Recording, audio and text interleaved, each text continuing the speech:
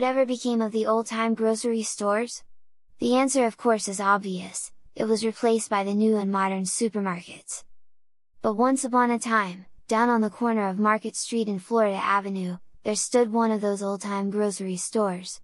Sanitary Grocery, owned and operated by Myrtle Hutchins, opened in September of 1944. She brought with her a lot of grocery experience, having worked at a couple of grocery stores and at Gibson's restaurant, but the most important thing she brought was her love for people. At one time during an interview, Miss Myrtle, as she was known to all, stated that she never knew an 8-hour workday. Miss Myrtle had the store open every morning at 7 a.m. until 7 p.m. The store was open Monday through Saturday. Miss Myrtle once stated, it was hard work, but it was something she enjoyed. The environment in Myrtle's store was very relaxed, so relaxed in fact that one could often find customers behind the counter serving themselves. Needless to say, but most proprietors of small-town grocery stores could not compete with the modern supermarkets of that era. But Myrtle was never one to feel threatened at all. As she proudly pointed out one day, "Why, it hasn't affected my business a bit. You see, this is a neighborhood grocery store," and she still had many of the same customers that she had when she first started business, back in 1944. Upon entering the sanitary grocery store, it was almost like walking through a time machine. With no modern conveniences, such as air conditioning, Myrtle's store instead had screen doors and low-hanging ceiling fans. There was no central heat either. During the winter, everyone centered around the old pot-bellied stove which sat in the middle of the floor. Miss Myrtle operated for years, and never had any of those snappy new computerized cash registers. Instead, she had an old antique cash register and scales that came along with the store when she bought it from the late Fulton Abel in 1944.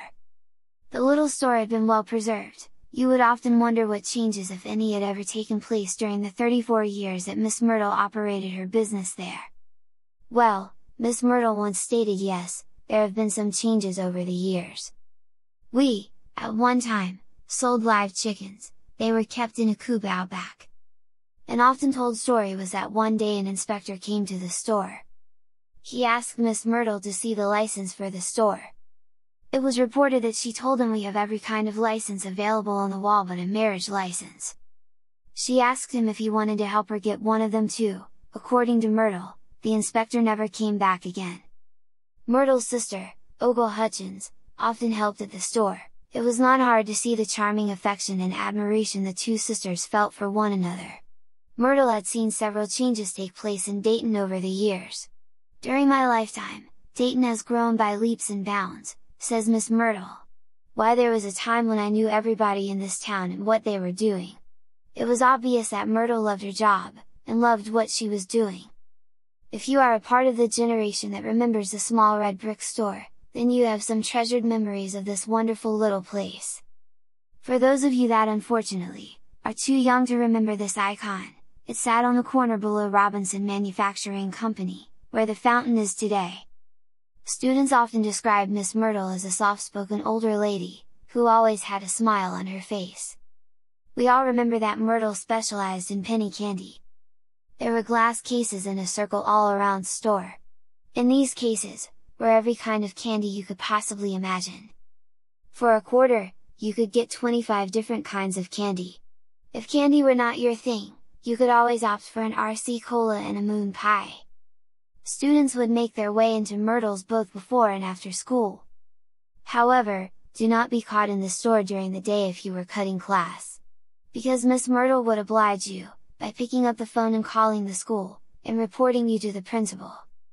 Well, perhaps not if it was the first time, but if the student made a habit of it, she would not hesitate to call and report them.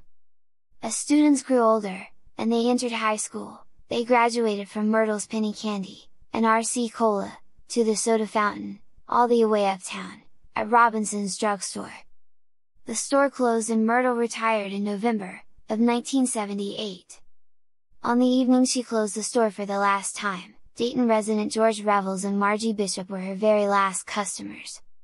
Sadly, Myrtle Hutchins and another relative were killed, in an automobile accident, just 2 years after her retirement.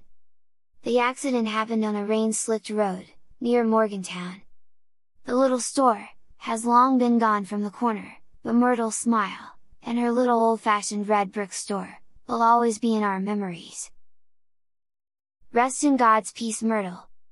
And thanks for the memories!